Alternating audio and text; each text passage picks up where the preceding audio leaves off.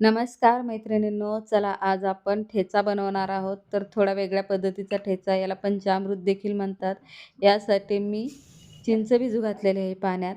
त्यानंतर भाजलेलं तीळ आहे, त्याचं कूट करून घेणार आहे. पहा, आपल्याला तिळाचं कूट हे थोडंसं जाडसर वाटायचं आहे. यानंतर आपल्याला या ठेच्यासाठी गूळ लागणार आहे थोडासा.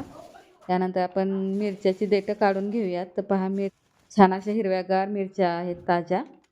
तर त्याचे आपण देठं काढून मिक्सरमध्ये वाटून घेऊयात.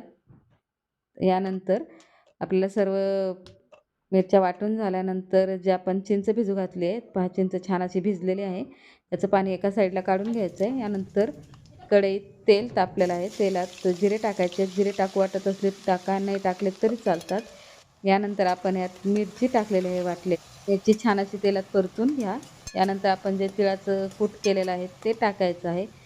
तिळाचं कूट टाकून देखील आपल्याला हे छान असं परतून घ्यायचं आहे. पहा, तर छान असं परतून घ्या. यानंतर आपल्याला यात गूळ टाकायचा आहे. तर गूळ आपल्याला थोडासा टाकायचा आहे, चवीपुरता म्हटलं तरी चालेल. नंतर जे चिंचेचं पाणी आहे ना ते टाकायचं आहे व ठेचा आपल्याला छान असा शिजवून घ्यायचा आहे मैत्रिणींनो. त्यानंतर आपल्याला यात चवीपुरतं मीठ टाकायचं आहे. पहा, तर आपला ठेचा आणखीन थोडासा शिजायचा राहिलेला आहे. तर आपल्याला थोडासा वेळ घेतो, पण हा ठेचा ना 5 ते 7 दिवस टिकतो छान असा शिजविला तर. आणि आपल्याला हा ठेचा भाकरीसोबत, चपातीसोबत देखील आपण खाऊ शकतो. प्रवासात देखील उत्तम आहे हा ठेचा खाण्यासाठी. तर पहा, आपला ठेचा हा मस्त तयार झालेला आहे. मैत्रिणींनो, कशी वाटली माझी रेसिपी नक्की सांगा. सबस्क्राईब करा. Thank you.